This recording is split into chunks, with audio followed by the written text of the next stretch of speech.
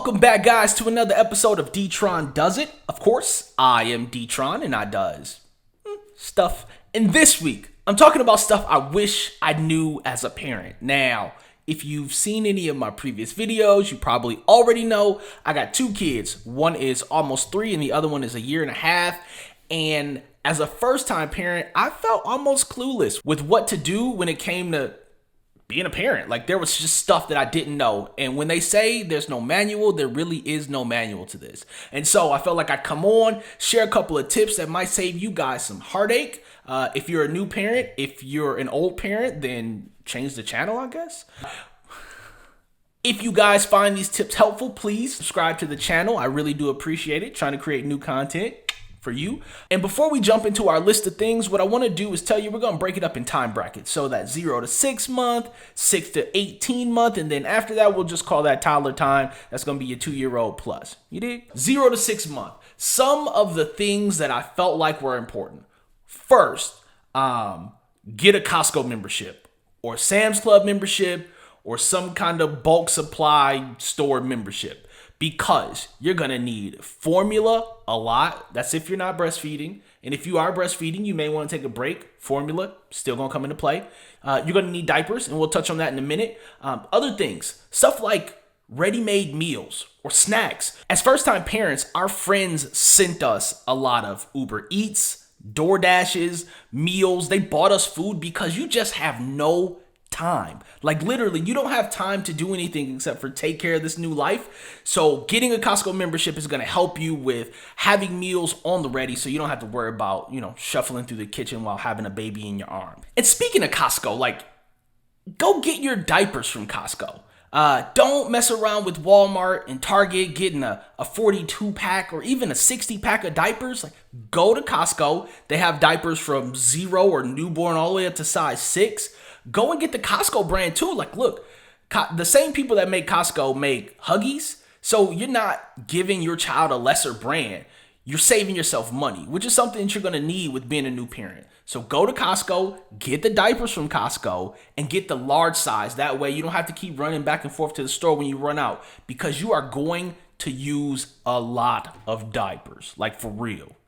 Another thing, when you're going into Walmart and Target, you're going to see all these amazing outfits, and you're going to think, hey, my newborn should wear all of this. They won't. They won't even get into half of the stuff that you buy. So save yourself the money and don't buy it.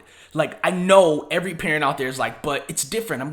You're not. You're going to keep your kid in the same 2 or 3 onesies, maybe a sleeper, but you're not going to put them in 5, 6, 7 outfits, especially as they start to go to the bathroom a lot. You're not going to want to change outfits every time they do that. And on the topic of outfits, I'm going to tell you, you want to avoid anything that has buttons on it in that 0 to 6 month.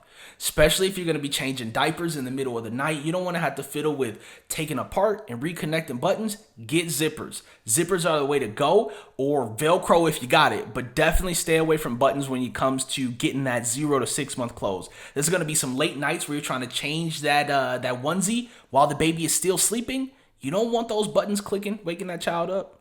Also, I'm sure you want to go and get your child the absolute best bassinet co-sleeper device thing on the market that you can get.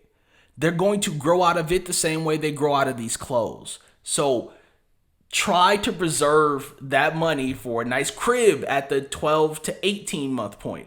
But getting the really expensive bassinet and sleeper, often the kids are going to just fall asleep in your arms and fall asleep in the bed next to you or fall asleep on the couch with you. You're going to end up spending a lot of money. Just avoid it if you can. So I know I said don't spend a bunch of money on the bassinets, but one thing that we were gifted that worked really well was a co-sleeper. My son was able to spend time in the bed with us if we needed to, and it also traveled really well. It would fold up and we wouldn't have to worry about taking a large bassinet with us or getting a crib whenever we stayed at a hotel. And so I think if you're going to spend money on anything in that first 0 to 6 month period, a co-sleeper would be very helpful. And then after the co-sleeper and sort of getting into that 6 to 18 month, we didn't spend the money on the bassinet, but what we did buy is a convertible crib. Now, Now, the convertible crib can be your standard crib. It can turn into a toddler bed that has a side on it. That way he doesn't roll out. And then it can also convert out into a small twin bed once your child gets a little bit older. For us, that was super important because as my son developed the ability to jump out of his crib, we wanted to make it easier for him to get in and out of it. So the fact that it converted was something that was really helpful for us. And now my second child is using that crib, but once he grows up, we'll be able to convert it into the twin bed for him to be able to sleep in. If you're going to spend the money on a bedding or a sleeping setup, get a convertible crib. That way you save yourself some headache and you don't have to switch it out. Another thing, I wish somebody told me that diaper genies don't work. The refills are super expensive. They stink. I mean, we've tried Arm & Hammer fresheners, dryer sheets, charcoal sheets, gel packs, everything inside of this diaper genie. It just doesn't work, man. It does not get the job done. And so I would avoid it if you can. If you get gifted it, well, you're stuck with it. But I wouldn't buy it myself. Do not, and I mean do not, under any circumstance, get a cloth high chair. Why, you might ask? Because you're putting a toddler in it and they're going to spill stuff everywhere. Get something that's wipeable. Get something that you can easily clean. Because if you don't, you are going to regret it. Because they are going to put that pasta sauce everywhere. You're going to have French fries mashed into the seats, and you want something that would be easy for you to pull off and clean or spray down and clean. So don't get a cloth high chair. Just saying. All right, so one of the things that also started to come into play in the tail end of that 6 to 18 month and certainly into the toddler phase is going to be food. Kids get picky. Kids are learning what they like. And so my son may not want to eat broccoli one day, and then he may just decide that broccoli is the cool thing to do. So you just got to keep trying. That's the moral of the food story. Keep trying. Keep giving them new things. If they don't like peaches today, try in a couple of days. And make sure you have a couple of staples. Peanut butter and jelly always seems to work. Grilled cheese also. Maybe some chicken nuggets, French fries. You still got to pitch in some pasta and, like I said, some broccoli. Hey, and back to that Costco membership, they got your vegetable and fruit packs. That way you can make it real easy on the kids. Right now, if you went into my kitchen, there's probably crumbs on the floor. And it's not because I don't clean up. It's that cleaning has to happen constantly. And that's not something that we were told. Like, I just assume that a child puts something in his hand, he puts it in his mouth, and then that's the end of it. But that's not the case. My son puts it in his hand, he crushes it, he drops a little bit on the ground, he smashes the rest on his face. There will be nonstop cleaning. Just be prepared. If you don't like cleaning, then you should probably invest in a maid service, and that's going to get expensive. Just know there's a lot of cleaning floors, countertops, especially the underside of the countertop. Because they're little kids and they do this a lot, you're going to have sticky fingerprints underneath your countertops all the time. So just get ready to clean up. And I'll be honest with you. My wife doesn't know how these Instagram moms keep their house so clean. Like, how do you have white pillows in your living room? I just don't get it. But once your child finds a show that they really like, you can forget about that large 80-inch TV that you just mounted on the wall. It's no longer yours until it's time to go to bed, because there's going to be Thomas the Train. There's going to be Daniel Tiger. You're going to have monster trucks, as my son likes to yell out all the time, on constant repeat, even if your child's not watching the television. And one of the most important things that I have found about being a parent of a 2-year-old that no one mentioned to me was what stuff I should be prepared for when talking about going to school.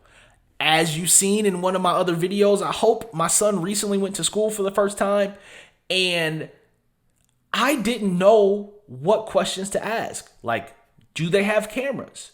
Is there a safe and secure process for checking my son in and out? What happens if he gets sick?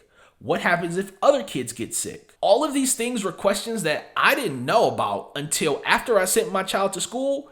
Make sure you've got a list of things to talk to the daycare that you're sending your child to. Get a really thorough list together before you meet with that daycare. Well, that's really it, guys. I got a 2-year-old who's getting ready to be a 3-year-old. So all the stuff happening from here on out, I still don't know about. But if you guys have some tips, maybe you've got a 4 or 5-year-old, some stuff I can look forward to with my oldest, let me know down in the comments. I would love to hear about the mischief that I'm going to be getting into here in the next, 6 months to a year. As always, please like, share, subscribe, hit the notifications button, get some alerts, find out when we're dropping new videos, which is every Monday and sometimes in the middle of the week. And if you decide not to like, share, or subscribe, you know what? I won't even be mad at you. Till next time, guys. Peace.